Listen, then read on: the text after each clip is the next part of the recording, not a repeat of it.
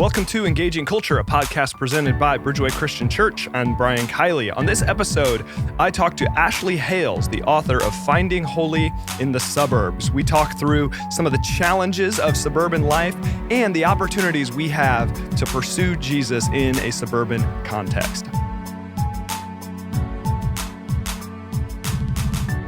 Well, welcome everybody to Season 3, Episode 19 of the Engaging Culture podcast. Pastor Brian with you, and today I am joined by Ashley Hales. Ashley is, pastor's wife, mother of 4, PhD in English from the University of Edinburgh.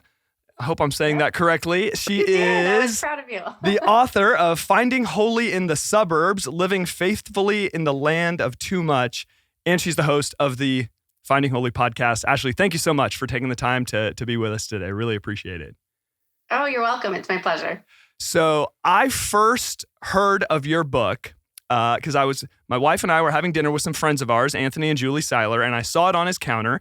And I like to say curious, others would say nosy. So I immediately picked it up and was intrigued by the title. And the more I read, starting at the table of contents, first of all, you've got very clever chapter titles. Thank you. I like them.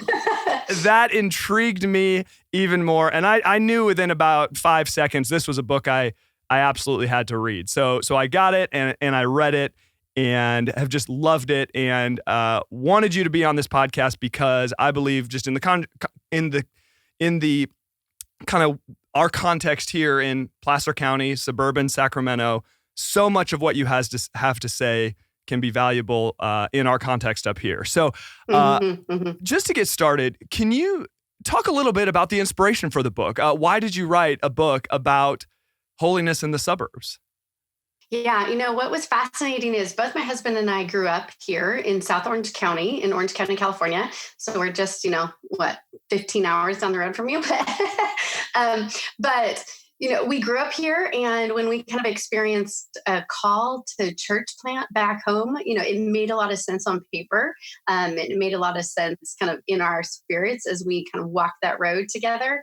And yet when we actually landed on the ground, I found myself going, oh my gosh, where am I? It kind of brought back all of those awkward high school, lunch tray carrying moments where you're like, where do I fit? Who are my people? And in a place that we assumed, we're from here, it should be really easy to kind of assimilate. I realized, all of our life experiences and the different places we lived and our education, I was obviously different from the teenager who left the suburbs. And I needed to figure out, what does the gospel have to say for me right now as a grown woman who loves Jesus, loves his church, and wants more people to come to know him in suburbia, because I had so many wonderful friends and even just the stories that we hear about the way that you serve God is to move overseas or do something really big with your life, that you have to change the world. And I knew that wasn't the only narrative of faithfulness in the Christian life. So I wanted to explore that. Yeah, I want to ask you more about that later because that was an element of your book that really resonated with me. In fact, I quoted your book yesterday in a devotional in our staff meeting, just about this idea of kind of the change the world narrative. There's some benefit to that, but there are some challenges as well. And you're right, it's not the only story. And sometimes what can be communicated if we overemphasize the change the world story is those small acts of faithfulness. Right. Yeah. So broadly speaking, and we'll get into some of the details here as we go along, what are some of the unique challenges of suburban life in terms of what are some of the challenges that make it difficult to quote unquote find holy? Right. I think the problem we've talked about a lot is that here, at least where we are kind of in a more affluent suburb, or at least people posturing towards affluence, is that it takes a really long time for people to naturally kind of come to the end of their rope. It's when tragedy or trauma kind of comes right into the scene that people realize, oh gosh, I can't actually do this life thing on my own. And for those of us who haven't been raised, in kind of a prosperous environment, we're maybe a little bit quicker to realize that we need God. And, it's why Jesus said it's easier, right, for Sure. a camel to go through the eye of a needle than a rich man to enter the kingdom of heaven. And Yeah. I think we need to take that seriously, is that our affluence, or at least, the rat race, trying to kind of live this good life of comfort, is actually malforming our souls. And so things like, a focus on the self, individualism and busyness and safety and consumerism, that my identity is really tied up in what I can purchase, are the things that kind of eat away at our souls and lead us away from God instead of towards Him. Yeah. Yeah. No, that's absolutely true. One thing we talk about up here, and Roseville, Rockland, it's a fairly affluent area. I've spent some time in Orange County, some similarities, certainly. We say there's still pain here. The pain is just hidden. Yeah. How have you seen that play out in your own context? Because what's interesting for us is that we say the pain is hidden, and then yet when we are able to talk about from our pulpit or other places, you talk about pain, you talk about shame, you talk about the gospel freeing you from these things. It so clearly resonates here. Yes. How have you seen that play out in your own context in Orange County? Mm-hmm. I was just even having a conversation with a woman who isn't a believer the other day, and talking to her about my next book project, actually, and how, this narrative of freedom and be all you can be. And, how does that, it's just exhausting. And saying, I was just telling her, the story, I believe that Jesus came to live a perfect life for us, frees us from this rat race of, you need to be the perfect wife. You need to be the perfect mother. You need to volunteer in your kids' classroom. You need to, make sure you're working out and creating nutritious meals and planning parties, all of these sorts of things that we feel we have to be perfect at. Yeah. It's just one of the ways in which we see some of that pain of trying to live up to this narrative. But, we've seen people's marriages fall apart and health problems, and pain is obviously not a respecter of whatever amount of money that we have in the bank. Sure.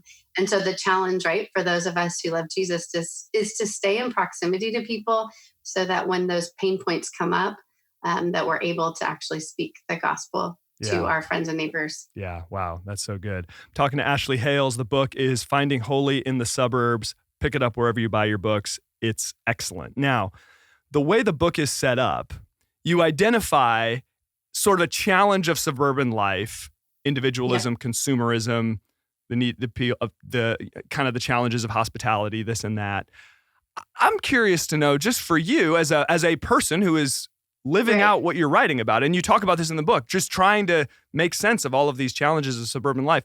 Which chapter was easiest for you to write, and which was the most difficult?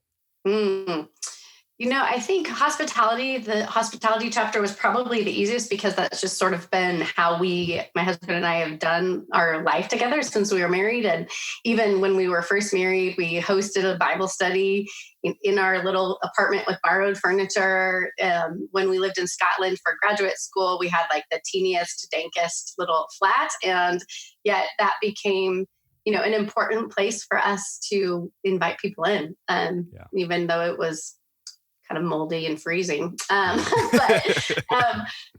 So that's become just sort of the way we do things, and it's become habit at this point. And yet to realize, there's times and seasons where you need to kind of back off from that, or focus on how am I being hospitable to myself or in my marriage or my family. But I think the hardest one for me to write, where I was a little bit worried about it, was the chapter on safety. Where I was like, I could potentially get reamed about talking about our idolization of safety and our kind of our idolization of the nuclear family. Yeah, I mean, well, because it is certainly a suburban idol. That is, I think, beyond any real reasonable dispute. But at the same time, it does seem a little strange to, in any sense, come across as anti-safety. But of course, there are intermediate positions between sort of, hyper helicopter parenting.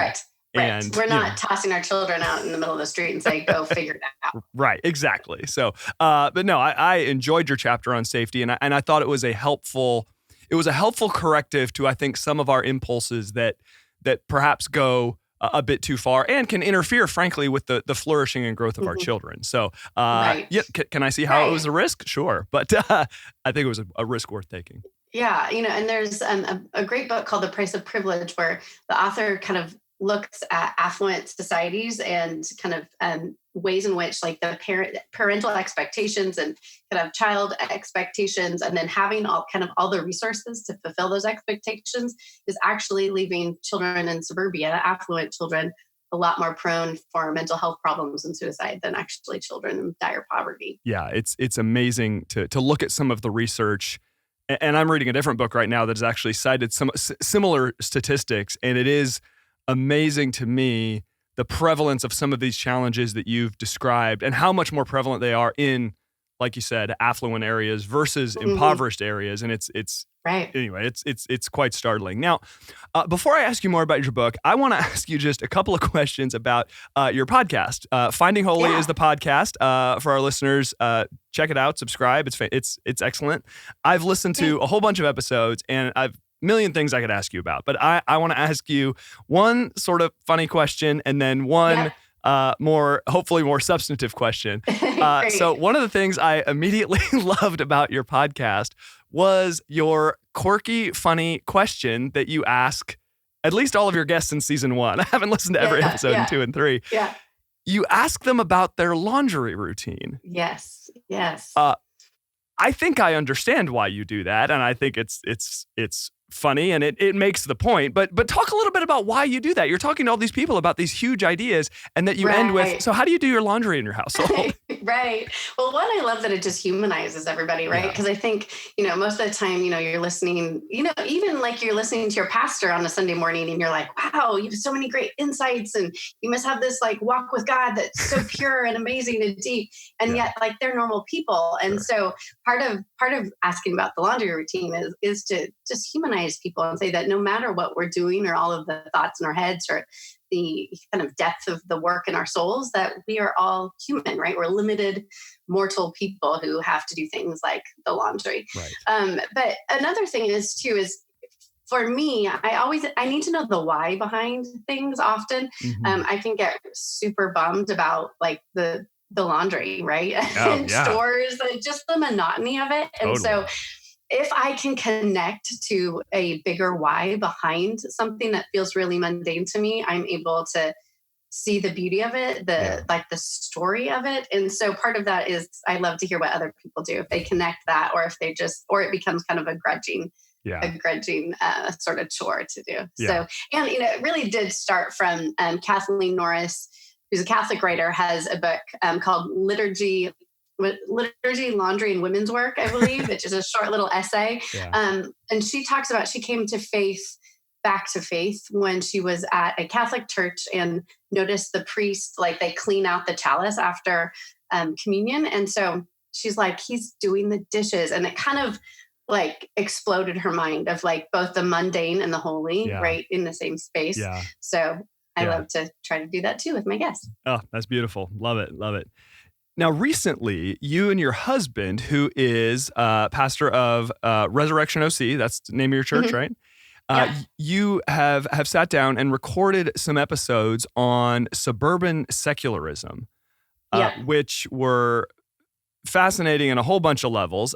Your husband won me over immediately by saying that he's a fan of Mark Sayers and John Mark Comer and This Cultural Moment. Love those guys. Just finished a Mark Sayers book a couple weeks ago. And the book on Hurry, it's good. I haven't read that one. No, I was reading Mark Sayers' Strange Days. It was really, really good. But I want to read John Mark's book as well. That was John Mark Comer's book. Yes, no, all good. So you were talking about secularism, and you were saying how oftentimes we think of secularism as being urban, being associated with the political left, and I think that's all certainly true. But you and your husband, you're in a suburban, politically right-leaning context, which in that regard, very similar to the context here in Placer County. And you've discovered a different kind of secularism. Can you talk about that a little bit? And even sort of the way that you've defined secularism in the episode, I thought was pretty fascinating. Yeah, we talk about secularism really as, that life can be great without God. One way that Mark Sayers talks about it in the podcast, This Cultural Moment, is, wanting the benefits of the kingdom without the king. And so, we can think of the ways that Christianity has kind of made life more just, like for cultures across the world, that women and children are not enslaved, right? That we all have identity and value as image bearers of God. But now I think, we take all those ideals of justice and identity and meaning and purpose, and we've taken God out of the equation. Yeah. And so really, though, we tend to think, when we think of the word secularism, we tend to think it, we think of it as separate from sacred.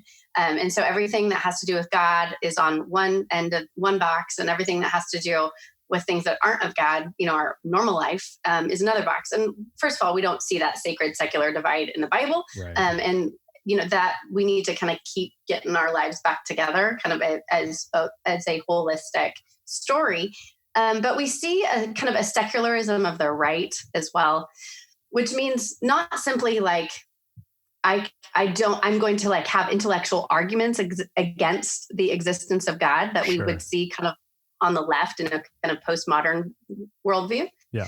But also we see it we want the benefits of God without actually God in suburbia. And what that often looks like is I can do life just fine on my own. Thanks, God. I'm going to make sure that I put all of my effort into idolizing my family, organizing my calendar around my kids' youth sports, and that really my source of satisfaction and identity is in my promotions and what's in my 401k. Yeah.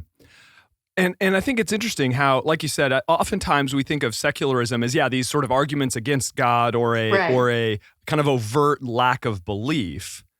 But what you're describing is not an outright denial of God, but it is, you're right. It's this sense of sort of, I have my act together and I am pursuing satisfaction apart from him. Now, you sit me down and say, do you believe in God? I may or may not answer yes. But it's still a secular mentality that can very easily creep into suburban life. Right. And it's like, this is the story around which our lives are orbiting practically. Yeah. And so even if we can check all the boxes of belief, we haven't, like, the real gospel hasn't gotten into our bones that affects how we spend our money. What do we do with our time? Where our desires and affections and loves are oriented towards. They're really just all about self-preservation, which is a secular way of thinking and living. Right. That's a jarring realization, I think, to come to as we can evaluate our own lives. Like it's very uncomfortable. Yes, Who, me, secular? No. But obviously there is I think there's some grace from God, and even having to process that reality of how much we've given into a secular mindset. Yes. And just again, how it can look different in the suburbs than where it might look in a different context. Right. So, yeah. And I think, that's the first step, right? To being able to move towards a gospel identity is to acknowledge, oh gosh, I have not realized how infiltrated I am and my own heart is into this story. Yeah, no, that's absolutely true. Now, at the one thing that that is not only present in your podcast, as you talk about, you're very, very clear on wanting to give just little application points that are actually doable, like things we can actually do to start to move things forward. But you do this in the book as well. At the end of the chapters, you give some practices, and on some of those chapters, you call them counter liturgies. To kind of counter liturgies to the ways that we can avoid getting sucked into the traps of the suburbs. Why did you choose the word counter liturgy? And then what did you mean by it? I think, and it's probably some of it comes from my background in English, but I think we really live our lives by stories. Yeah. We've kind of bought into stories, and whether or not we're conscious of them, they really shape what we do and what we choose to say yes to and what we choose to say no to. And really our culture, through advertising, through songs, through TV and music, all of these things are creating in us a particular story. Yeah. And another way of thinking about story is as a liturgy. If you think of a liturgy of a worship service is a way that we enter into the story of the gospel that, it has, whether or not your church is kind of a higher liturgy or a lower liturgy, there's an order, right? Sure. of doing the church service. Yeah. And and so the question for me is, how do we kind of get the story of the gospel, the liturgy of the gospel, into our real lives, and not just simply like what we participate in on Sundays? And if, the culture, the world is telling us very covertly, this is the story of the good life that'll make you happy, what are small, very small, low bar practice points that we can begin to say, no, this is the story, that this is the liturgy that I want to stake my life on. Yeah. And I think even what I like about the way you frame them, not only in the book, but also in the podcast, is these are practices that, kind of like you said, they're doable. They're things we can actually do. They're not, you need to uproot everything in your life. Right. But they're practices that, and even your husband Bryce talked about this on a recent episode I listened to. He said, he talked about how the counter liturgy of reading Psalm 1 before you check your email in the morning. Right. Which is a beautiful psalm. And he said something to the effect of, like, it's not going to make a difference tomorrow, but over the course of a year or more, you'll be a less anxious person and all of that. Right. And I like that mindset of, okay, these are small practices where we can kind of play the long game, and God can use these practices to bring about transformation. Right. And it gives you a lot less pressure, right? Like, oh gosh, I have to get something out of my quiet time today, or it's not worth it. And really what that's saying is, God, I'm just trying to view you for what you can do for me, or what kind of emotional high you can give me, versus like, I'm in a relationship with you. In the same way that, maybe our relationship with our spouse, sometimes, you go out on a date night and it's awesome. And other times you get in a fight on the way to the date. And other times you're like watching a show together or cooking side by side, and it's just normal life. Yeah. In the same way, that's what it looks like to live life, not only with the people of God, but with God himself. And so yeah, we just need something small, and it doesn't have to be hugely transformative, which just means we can kind of take our foot off the gas pedal a little bit. Yeah. And I love it. I love what you said. Takes the pressure off a little bit, which there's plenty of pressure. We don't need to be unnecessary. We don't need unnecessary pressure. Growth happening faster. I know. So as I was preparing for this interview, I'm, going back and looking through the books, and I, joked with you, I've got a million questions I want to ask. So I'm just going to pick and choose. Obviously, at the end of the day, people need to just get this book and read it. And once again, it's called Finding Holy in the Suburbs. Get it wherever you buy your books. But I just want to pick and choose and ask a few questions about some of the specific topics that you brought up. So in the first chapter, you talk about consumerism, which in my opinion, one of those things that is so easy to see in somebody else, but difficult to see in the mirror. And obviously lots of things fall into that category. And you say this, you say that finite things not only leave me hungry, but also create ways of being or liturgies that move me away from God. My question is, how does consumerism move us away from God, and how can we counteract that? Yeah. Great question. So I think all of these kind of idols of the suburbs, whether it's consumerism or individualism or busyness or safety, when we look to, like Tim Keller, pastor in New York City, is fond of saying, when we look at something that's a good thing, right? Being able to afford something, or, buying new bed sheets at Target, that's not a bad thing necessarily. But if it becomes an ultimate thing, that is the thing that I believe in the moment will satisfy this like angst that's building up inside of me, or, I got in an argument with someone, or I'm feeling just dissatisfied with my life, so I'm just going to go solve that emotional problem by buying something, then it becomes an idol. And so consumerism leads us away from God, because we begin to create habits in our lives that when I feel sad, lonely, angry, confused, worthless, unseen, unloved, buying will be the answer, instead of bringing all of that to Jesus. Yeah. I thought it was really interesting that you also said that buying can become our new favorite form of worship, which is a profound way of thinking about our purchasing decisions. And I think a lot of us in suburban contexts have had that experience of sort of, I don't know, the quick fix of buying something to make us feel better. You've touched on this a little bit already, but how else can we identify if because buying things, like you said, is not necessarily wrong. I mean, it's just part of life. How can we recognize if we are treating buying in sort of a worshipful sense? I think one question might be to just try to think through is there any kind of margin in my day? Or am I rushing around from one thing to another? And so even just creating little pockets of margin so we could kind of step back and go, how do I feel? Yeah. Because I think we don't even realize, when we are going through the drive-through or getting another Starbucks or, going to Target to like satisfy this deep spiritual hunger for God. Yeah. And so even saying, okay, I'm going to put in my phone, and a buffer between all of my activities so that we can at least begin to slow down enough to ask our questions of ourselves to be like, am I actually purchasing this just because it feels good, or am I trying, or even just saying, okay, let's say give yourself a no shop month or, or like that could be one way to do it. I have a friend who that's how her whole like Instagram presence started. She gave herself a no shop month and said, okay, I'm going to be creative with what I have and see how many like different outfits I can come up with. And so there are ways to kind of slow ourselves down or kind of detox from some of our automatic habits,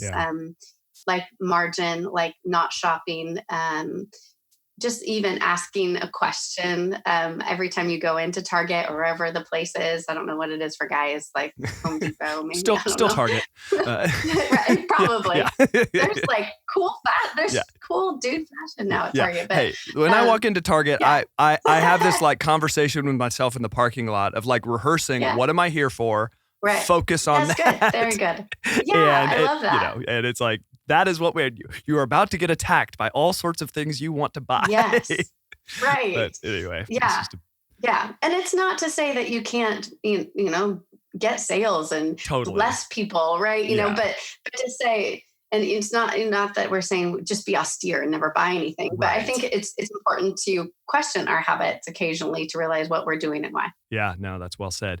You also talk about individualism quite a bit in the book. It is obviously very easy to isolate in the suburbs, at least relative to more population dense contexts. Right. And that's something that we're constantly trying to overcome up here. I even just recently preaching in our main services, and I talk about this all the time. I talk about the challenges of isolation and the epidemic of isolation and really the need for proactivity to avoid isolation.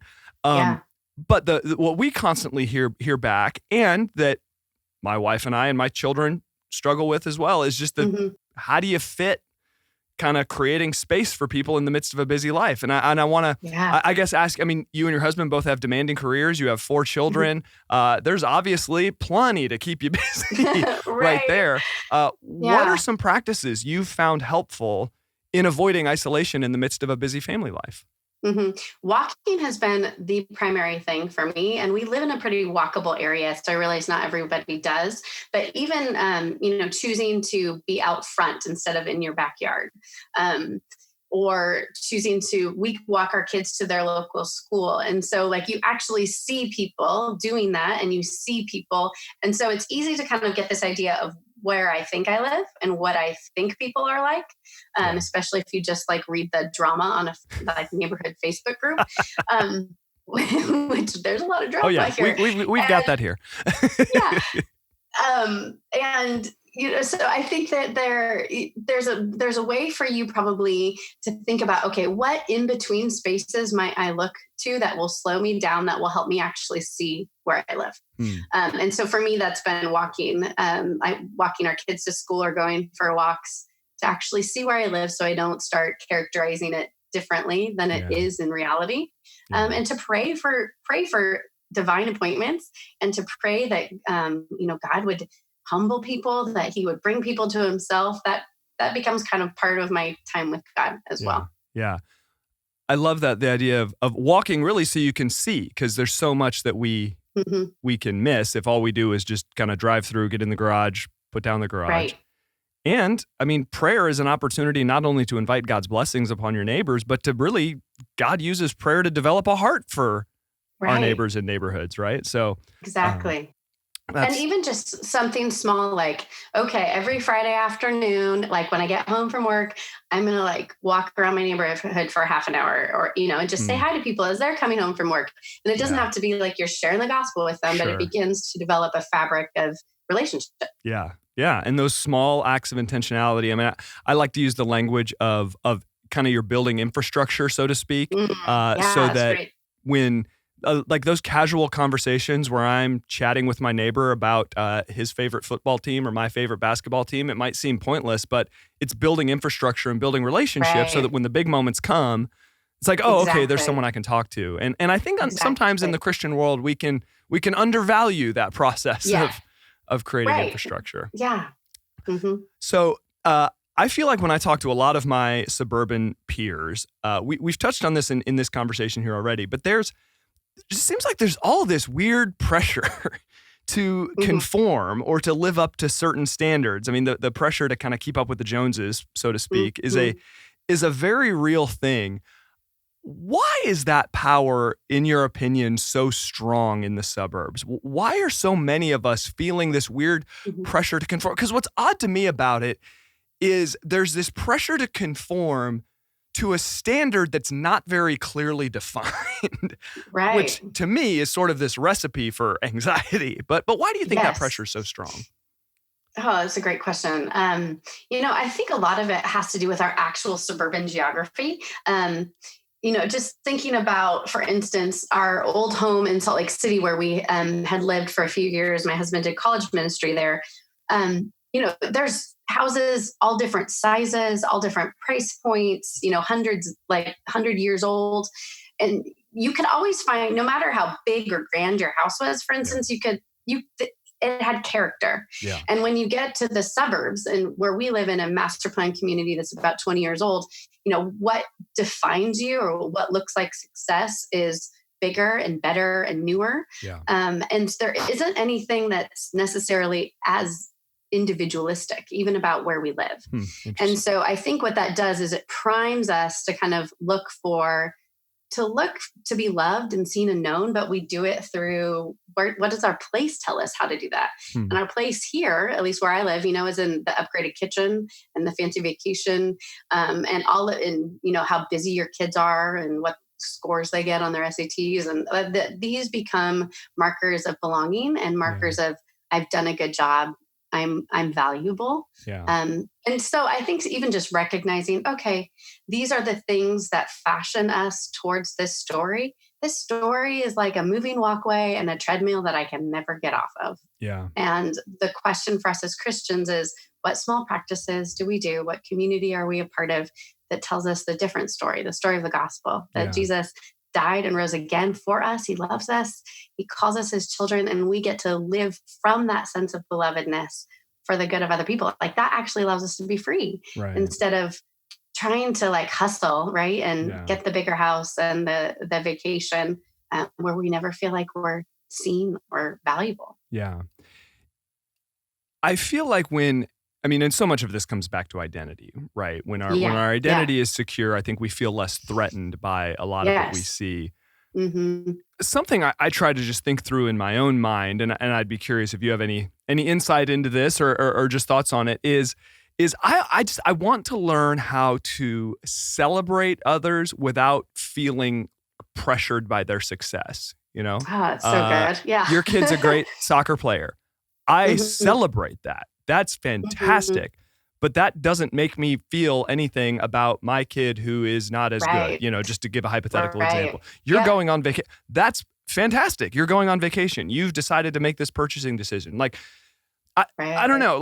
Are there ways we can come alongside one another to celebrate each other, but not feel this pressure of somehow I'm less than or more than, or now I'm you just remodeled your granite countertops. Well, that's making me insecure about my old ones. It's just I don't know. I feel like that's just a practice that if we learn that, we can not only add value to others in the midst of their success, but we can escape this weird suburban mindset of feeling pressure to conform to it.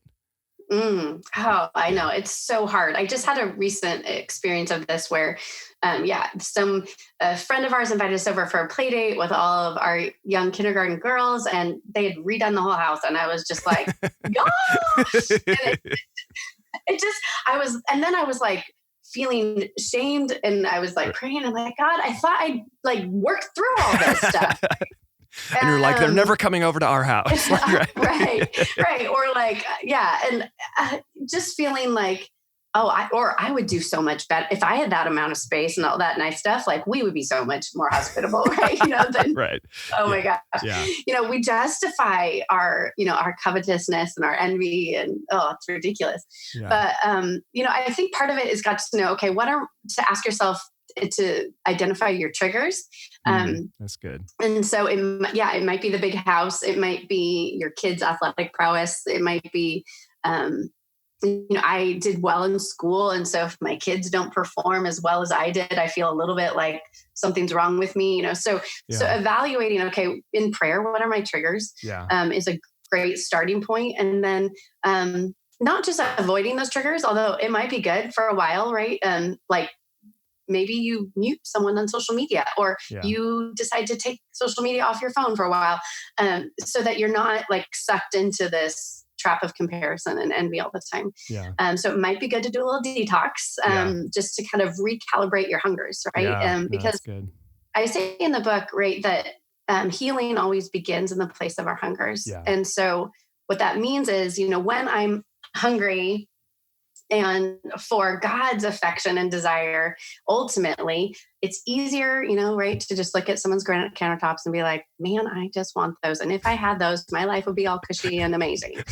And then I would serve organic meals and our family would be perfect. And I could just like sit on a cloud.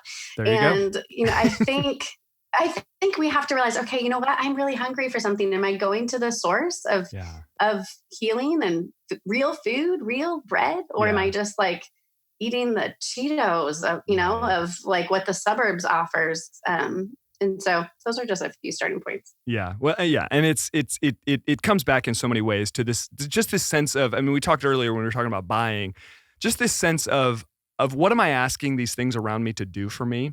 To recognize that I like living in the suburbs. There's a lot to like about it, but to recognize that these things sort of are what they are. And if we count on them for our ultimate fulfillment, they're just going to leave us longing. That's just how God has made us. And that's, again, grace on his part, because we're meant to find fulfillment in him.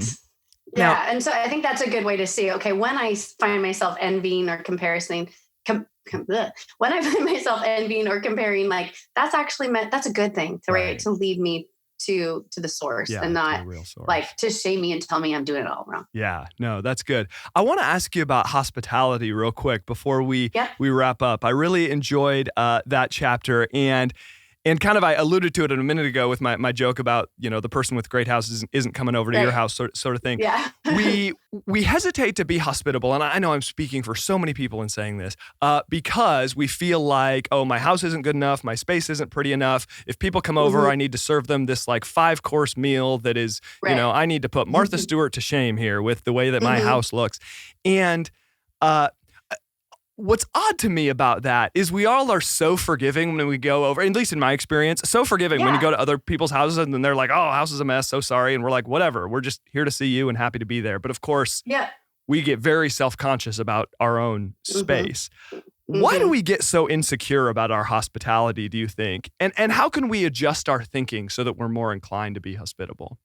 I think in America, the house is really very much linked to our identity. And so it's not just, choices of decor, but we've kind of equated the house as this is who I am. And so to welcome someone into our houses feels like standing naked, right? Like, do I look okay? Am I acceptable to you? And so I think there's probably an invitation for us to bring that to Jesus and to ask ourselves and to be gentle with ourselves too, and be like, okay, this is what's going on. It's not just me and my obsession with granite countertops. Like I'm worried honestly about, will people think I'm okay? And, to deal with that in prayer. And then to realize, again and again, that we bring our identity back to Jesus and say, this is where I am. This is how I'm feeling. I'm feeling super overwhelmed. And yet, God, you've been you have been the source of hospitality. You created an Eden for us, Yeah. That you have continued to come and rescue your people throughout thousands of years, that you came as a baby into this world, that the cross is the ultimate side of hospitality, where Jesus offers him his whole body, his whole self, Yeah. for us. And so, really, if my identity is rooted in you, and as I keep working towards it, that my house is not really that big a deal, right? That Yeah. when we are thinking about others and not Mhm. obsessing over ourselves, then we can actually be hospitable. Yeah, that's good. And to think too about if someone is invited into your space and they accept that invitation, it's almost like, what are they looking for? I don't Mm-hmm. know that people are looking for, well, I need to see perfect decorations. Everything Right. better be perfectly in place, and the house better be spotless. Right. Like, we're looking for belonging and attention and community, Right. and those are things we can Yeah. provide, even if Right. And like, the kids make a mess. we're all looking just to be known, right? Yeah, And to be accepted. We're all like little children looking for love still. And we get to offer that to people. yeah, And yeah, I think, there's a lot of work you need to do to be able to do that. And, totally. but, there's small things you can do, right? Like our house is smaller than most where we live. And so, having more people over for dessert, or, I don't know, like hors d'oeuvres and everyone standing up. Like, there's ways to Yeah. be creative with our spaces that still provides welcome, because I think we can easily just say, it's not up to snuff, and therefore it's not worthwhile. Yeah, no, that's well said. So I have one last question, but before I get to that, we've talked about the book, Finding Holy in the Suburbs. We've talked about the podcast. How else can people hear about what you're up to, or what else are you working on that Yeah. our listeners can know about? Yeah, well, the main hub where you can find out all more about the podcast and all that is at aahales.com. And I also have a fun little thing for churches that I just put on my website. It's at aahales.com/for-churches, all one word, where I just kind of give you some resources, both for small group material or different sort of group workshops and things that are available as well. So that might be something really fun too for your listeners to follow up with the book. Awesome. Okay. aahales.com, and check out that For Churches tab. We're going to be sharing that information with our missional community leaders for sure in the very, very near future. Now, in the end, this is a super broad question to end with, and I'll just preface it with that. But if you could just speak to, in the end, what are you hoping to accomplish with a book like this? Mm-hmm. I was speaking to another writer friend, and I was saying, it's kind of audacious, and I'm working on another book right now. And, as I'm working through things, it's, I both want to tell great stories, and I want to be like theologically and intellectually rigorous and rich. And I want to provide people practical starting points, and realize, oh my gosh, well, like, is this going to work? Yeah. This is ridiculous. And yet really what I want to do with all of those kind of different pieces is I would love to continue to incite the Christian imagination towards Yeah. the story of the gospel, right? That, it's not simply what to do and what not to do. But I would love for more people to fall in love with Jesus and to actually try to change their lives a little bit, to participate with the Spirit of God in their formation in a world that wants to draw us into any other thing or just distract us Yeah. than into the story of Jesus. And it's super scary to say, actually, I am banking my entire existence and my life that this story is true. Yeah. Yeah. That's well said, and that's beautiful. I just think about how much in my own processing of this book. It's such a unique book. I don't feel like there are a lot of people writing uniquely about the suburbs right now, which is unfortunate because It is. yeah, there's obviously a lot of us live in them. Like 50% of Americans. Yeah, and the book is first something I haven't even mentioned. It's beautifully written. It's a beautifully written book. But it's also very accessible and understandable and practical, and I feel like you do such a good job of being honest and vulnerable about kind of, hey, I'm figuring this stuff out too. Right. I'm not the guru. Yeah. While also giving people like me, I keep seeing copies of this book around our church, so it's getting out. Awesome. Giving us giving us just some real practical, simple ways that we can draw closer to Jesus in the midst of suburban life. And that's obviously a very good thing. So thank you for writing the book. It has been, and will continue to be transformative for me personally. And I know for a lot of people up here at Bridgeway and hopefully for our listeners here on Engaging Culture. And so thank you for writing the book, and thank you so much for spending the time with us today. Really it's been a pleasure, Brian. So, thank you. Awesome. Well, thank you all for listening to this episode of Engaging Culture. Once again, you can catch up with all that Ashley is up to at aahales.com, and the book is Finding Holy in the Suburbs, Living Faithfully in the Land of Too Much. Pick it up wherever you get your books. Thanks to Lucian, Montana, and the rest of our crew for all their work behind the scenes, and we'll see you in 2 weeks for another episode of Engaging Culture. Bye-bye. Thank you for listening to Engaging Culture, a podcast by Bridgeway Christian Church. If you enjoyed this show, please consider subscribing and leaving a review on iTunes. Thank you so much for listening. Music is used under the Creative Commons license and is provided by Dexter Britton.